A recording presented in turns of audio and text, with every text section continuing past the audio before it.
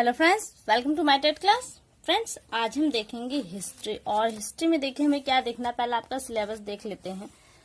ये देखिए आपका सिलेबस है। यहाँ पे देखिए दिया है सामाजिक अध्ययन। यहाँ से आपके 60 क्वेश्चंस बनते हैं, जिसमें हम पहले विषय वस्तु में आपका दिया है इतिहास। इतिहास में देखिए कुल लगभग देखिए यहाँ तो 1 2 3 4 5 6 7 8 9 10 11 12 13 14 टॉपिक है।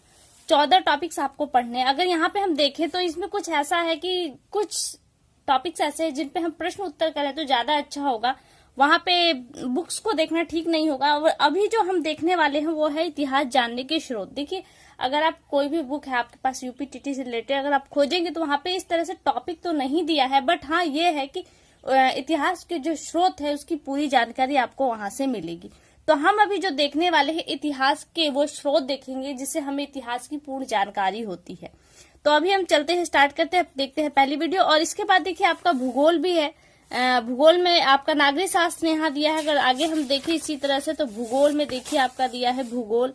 यहाँ पे भी भूगोल का हम एक एक डिटेल में आपको पूरा देते रहेंगे। अगर आगे चले तो पर्यावरण अध्ययन भी दिया है इसी के अंतर्गत। कहने का तात्पर्य इतना है कि जो सेकंड पेपर की तैयारी कर रहे हैं वो पर्यावरण का पोर्शन, यानी कि फर्स्ट पेपर का जो पर्यावरण डाला जाता है उसे एक बार जरूर देखें। और जो फर्स्ट पेपर की तैयारी कर रहे हैं वो भूगोल का पोर्शन जरूर देखें। देखिए यहाँ पे आपको पर्यावरण अध्ययन के नाम पे एक खंड ही दे दिया गया है सामाजिक अध्ययन के अंतर्गत, ताकि आप उन्हें भी पढ़े। तो ये जायज सी बात है कि आप फर्स्ट पेपर हो या सेकंड पेपर, दोनों पेपर से रिलेटेड जो पॉइंट्स आते हैं उन्हें आप एक बार जरूर देखिए। अगर मैथ्स आप यहाँ पे इसे छोड़ सकते हैं क्योंकि मैथ्स सेकंड पेपर में नहीं है। जो साइंस के स्टूडेंट्स है केवल उन्हीं के लिए मैथ्स है, आर्ट वालों के लिए नहीं है। तो आइए स्टार्ट करते हैं। अभी हम देखेंगे हिस्ट्री, और हिस्ट्री में हम देखने वाले इतिहास जानने के जो स्रोत है उनके बारे में। देखिए हम देखें तो यहाँ हम पहले देखेंगे कब, कहाँ और कैसे, ये टॉपिक है। और यहीं से हम आपको ये दिखाएंगे कि इतिहास जो जानने के स्रोत है वो क्या है। देखिए पहले इतिहास क्या है। इतिहास के द्वारा हम क्या जानते हैं, हम बहुत जो हमारे पूर्वज थे उससे हमसे पहले जो बहुत पहले थे वो कैसे रहते थे, उनका जीवन कैसा था, वो किस तरह से अपनी आर्थिक स्थिति को बनाते, पशुपालन, खेती, कृषि, व्यवसाय से संबंधित जो भी जानकारियां हैं उस वक्त कैसे होती है, इन चीजों का अध्ययन आप जो करते हैं वो किसके अंतर्गत आता है, वो आपका इतिहास के अंतर्गत आता है। लेकिन अब बात आती है कि हमें ये पता कैसे चलता है कि ये चीजें हुई थी अतीत में। तो ये दिया रहा है कि अतीत की जानकारी हम कई तरह से प्राप्त करते हैं, यानी कि वो स्रोत कौन से है। फिर दिया है इनमें से एक तरीका अतीत में लिखी गई पुस्तकों को ढूंढना और पढ़ना है। यूपीटीटी के पेपर में ये प्रश्न आया था कि पांडुलिपि किसे कहते हैं। तो पांडुलिपियां हस्तलिखित होती हैं, हस्तलिखित होने के कारण ही उन्हें पांडुलिपि कहा जाता है। तो ये कुछ लिपियां हैं, पुस्तकें हैं जो लिखी गई थी जो हाथों से, क्योंकि पहले प्रिंटर वगैरह नहीं थे तो ऐसे कंडीशन में हाथों से लिखी गई थी। तो ये स्रोत आपके पांडुलिपि कहलाते हैं। फिर पांडुलिपि को अंग्रेजी में मैन्यूस्क्रिप्ट कहते हैं, जो लैटिन भाषा के शब्द मेनू से निकला है। अब कहा जा रहा है कि मेनू का अर्थ हाथ, सामान्यतः पांडुलिपियां ताड़पत्रों तथा हिमालय क्षेत्र में उगने वाले भोज नामक पेड़ की छाल से विशेष प्रकार से तैयार भोजपत्र पर लिखी जाती थी। आपसे यहाँ से प्रश्न बन सकता है कि किन चीजों पर लिखा जाता है। तो भोज नाम के पेड़ की छाल से विशेष प्रकार के जो भोजपत्र तैयार होते थे उन पर लिखा जाता था। और दिया है कि ताड़पत्रों पर लिखा जाता था। फिर आगे दिया है अभिलेख के द्वारा भी हमें अतीत की जानकारी होती है।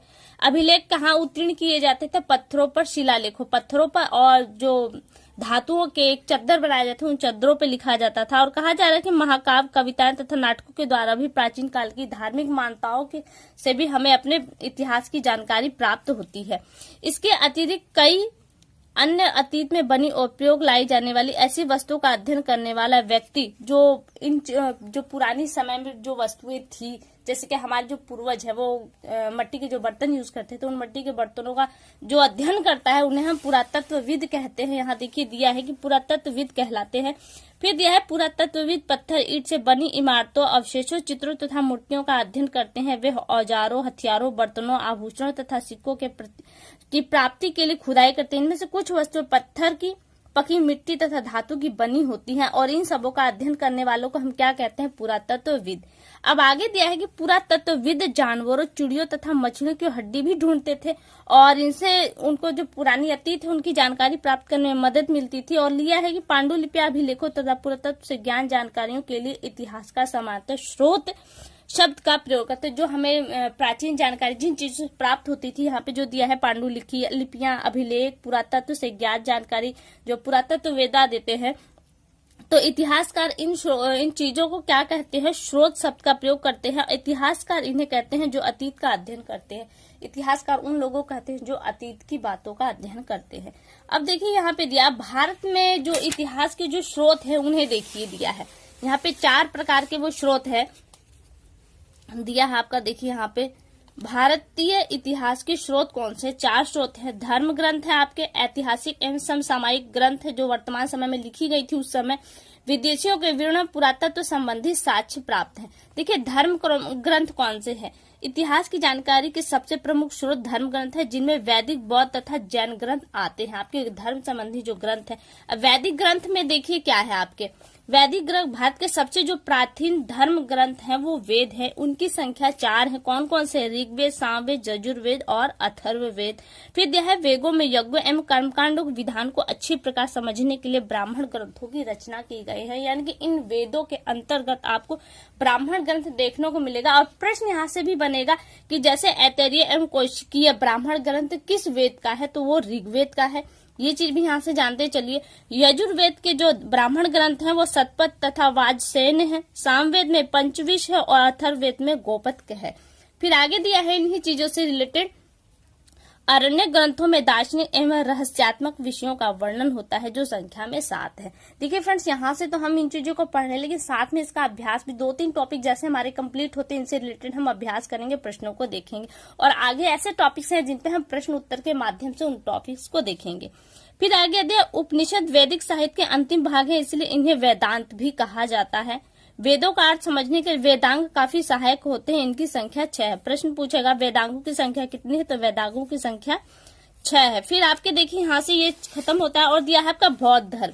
देखिए बौद्ध ग्रंथ, यहाँ पे हमने धर्म ग्रंथ के अंदर देखा था हमने कौन कौन से धर्म ग्रंथ देखे, वैदिक, बौद्ध और जैन। अब बौद्ध देखिए, बौद्ध जो गौतम बुद्ध से रिलेटेड थे। प्रारंभिक बौद्ध धर्म ग्रंथ पाली भाषा में लिखे गए हैं, क्योंकि जो बौद्ध गौतम बुद्ध की जो भाषा थी वो पाली थी, इसलिए उनके जो ग्रंथ भी है वो पाली भाषा में है।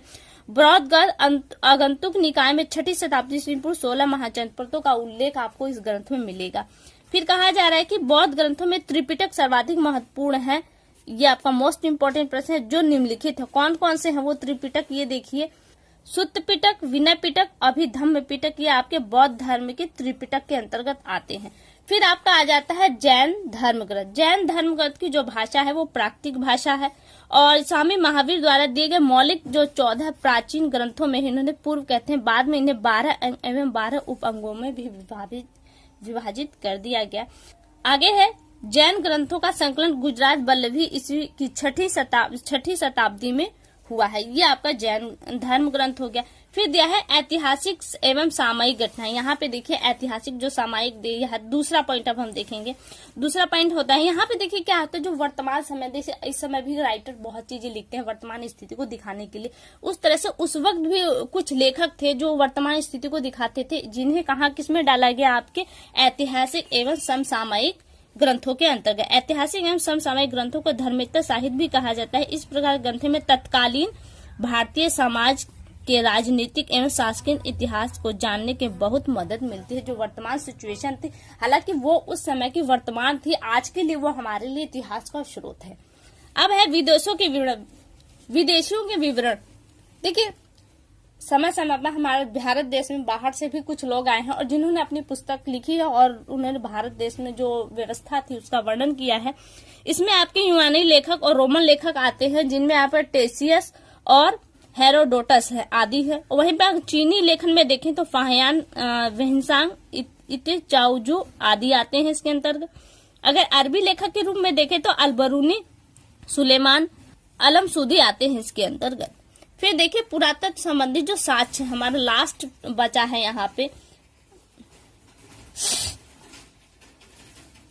पुरातत्व संबंधी साक्ष्य। देखिए, पुरातत्व विभाग से जो जानकारी इकट्ठी की जाती है वो भी कहीं न कहीं हमारे इतिहास जानने के स्रोत है। जैसे पुरातत्व साक्ष्य सर्च के अंतर्गत मुख्यतः अभिलेख, सिक्के, स्मारक, भवन, मूर्तियां तथा चित्रकला आदि आते हैं, जिन्हें हम इतिहास के बारे में हमें जानकारी प्राप्त होती है। उन भवनों को हम जब देखते हैं तो हमें पता चलता है कि प्राचीन समय में किस तरह के भवन थे, किस तरह के रहन सहन थे।